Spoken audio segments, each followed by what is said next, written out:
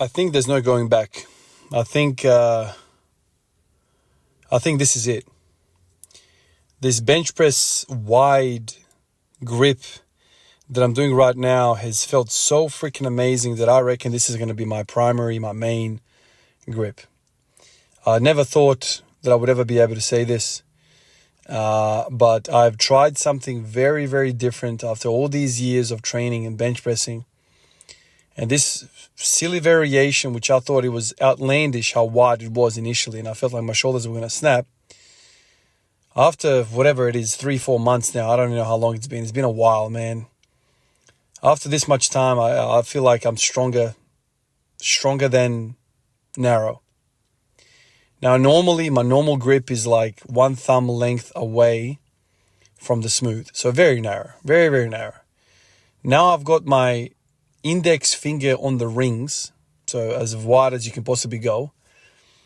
And I was able to hit 16 reps with 100 kilos. And just for shits and giggles, I went on the 1RM calculator and it spat out basically 153, I think, kilos as my 1 rep max. So even though that might not be true, whatever, still might be weaker than my narrow. The point is that I never thought that I would have such success with this wide. And I've gone to a, let's say, nearby level to my primary grip width. There's something special about it. Like, I'm able to bench as much as possible, as much time I want to give into it. And nothing freaking hurts, man.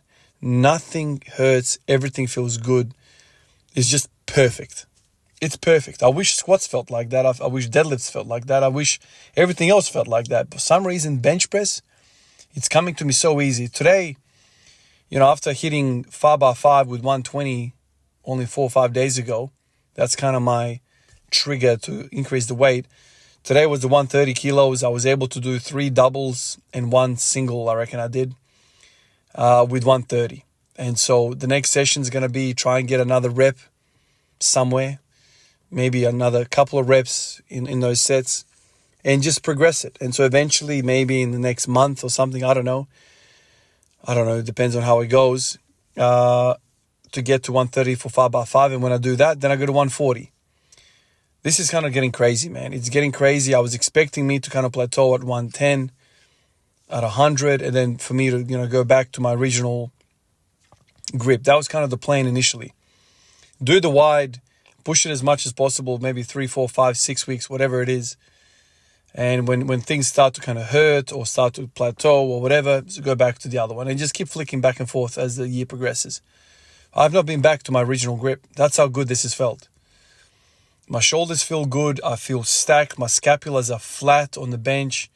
Elbows feel amazing. Wrists feel amazing. My forearms are growing in size like crazy. I don't understand why my forearms are getting pumped like crazy when I'm doing these benches. And yeah, I'm just going really, really well. Today I came in, the plan was to do the bench press.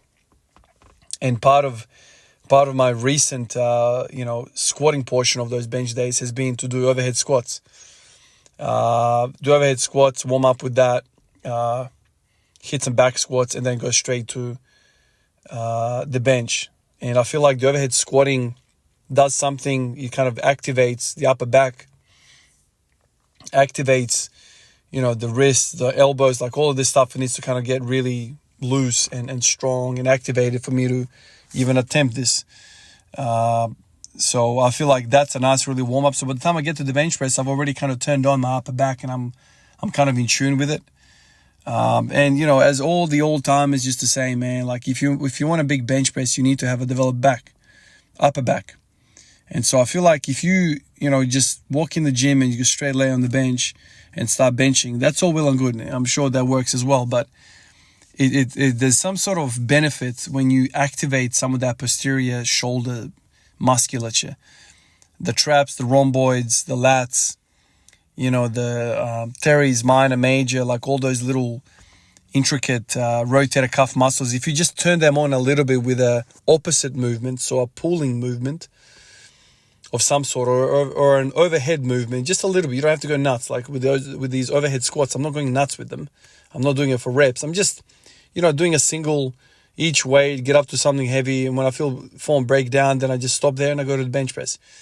But just doing that makes my shoulders a little bit more kind of accepting of that wide grip bench press.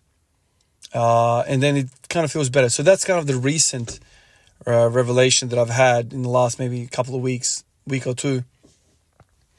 Just around the overhead squats, I feel like when I do them before I bench, I kind of feel like more solid when I bench. Not that I needed any of that, because right now wide's feeling amazing, but just a bit of overhead squatting beforehand, it kind of enhances it even better.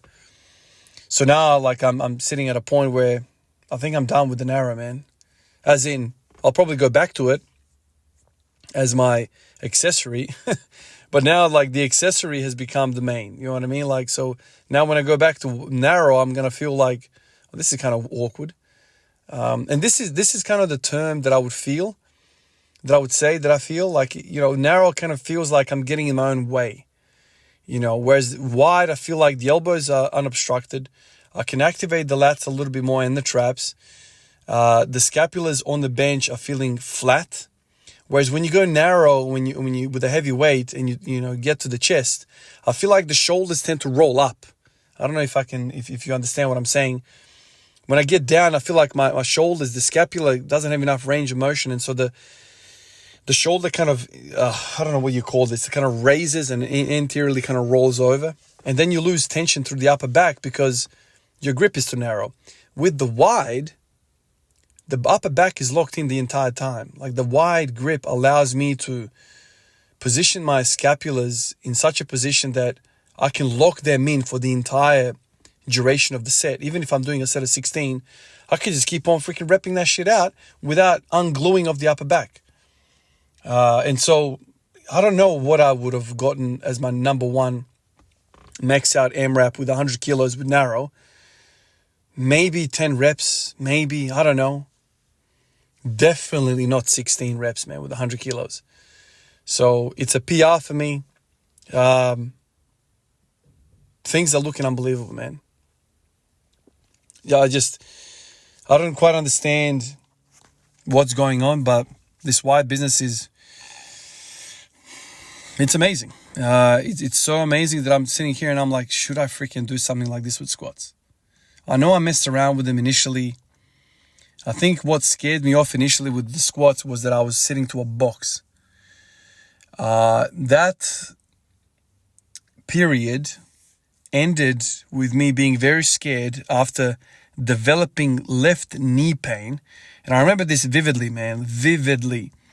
I was at work walking around after a day after doing those box squats, went to work, and out of nowhere, man, my knee just like clicked, popped, something happened, some sound came out of it. For me, just walking around, and I just felt like sharp pain in my knee. And I was like stumped for a second there. I was like, damn. I remember crouching there for a second and going, what the hell is going on with my knee, man? That kind of preempted me to just end that completely. Like, after years of freaking squatting every day, squatting in narrow, the 1 or 2 weeks that I started doing wide, my freaking knees started to almost want to pop out of their sockets. So like some of those ligaments that are in the knee, I don't know if it's the ACL, PCL, MCL, LCL, whatever ligament, or even maybe the meniscus, something was really being pulled out of position when I was doing wide.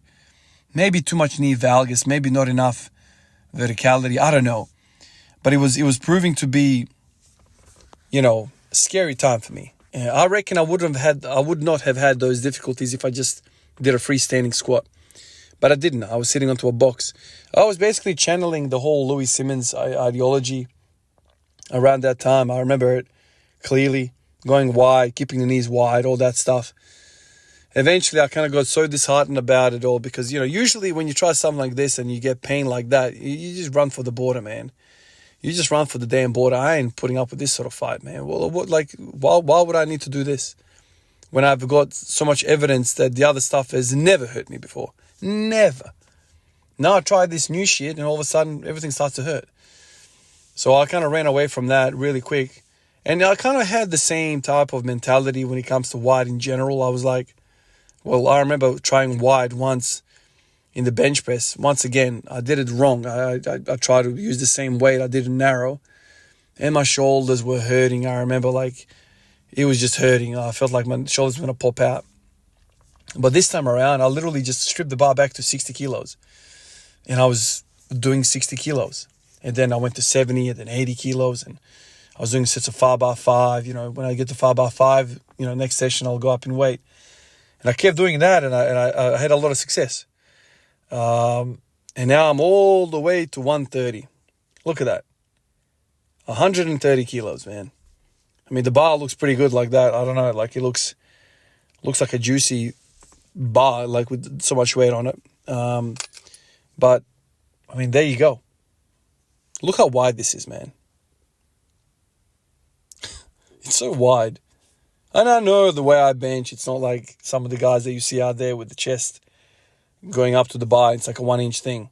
I still have a lot of range of motion. So I'm like, I aesthetically think this is not bad. This looks pretty good.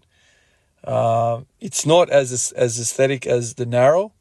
That's kind of like what I always feel, both with squats and bench press and deadlifts. When it's a narrow stance, I just feel like it's so much badass. But the bench was hurting me. Like the elbow was screaming at me.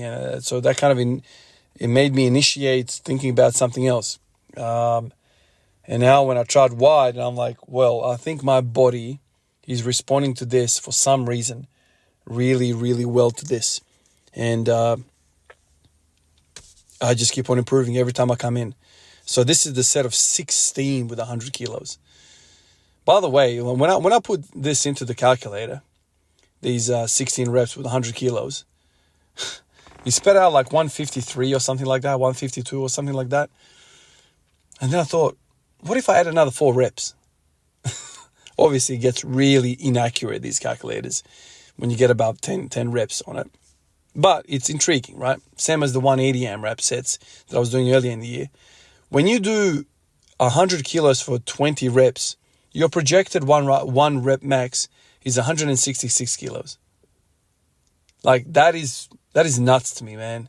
That is a lot of freaking weight. That is a lot of weight, 166 kilos. So I am right now in a stage where I think the way I'm training is really, really catering well to the bench press. Doing a lot of rows, man. Every which way, lots of rows. I'm doing pull downs with that ISO lever machine, which is just like damn amazing for the freaking lats. So lots of back work, and now the bench press is improving. So even though I'm speaking volumes about the wide grip on the bench, I think the secret thing, which I haven't mentioned a lot, I reckon all of these rows that I'm doing are actually the thing that's responsible for the bench gains. You know, everyone says that all that bodybuilder shit does the best for bench press. Bodybuilder crap goes well with bench pressing. It's just about mass in the shoulder girdle, stabilizing those scapulars, sinking them down, locking them in, having a platform that the triceps and the pecs can work off of in the shoulders. So there you go. Really good period of benching, man. I just can't get enough. Appreciate you guys. I'll catch you in the next one. Peace out.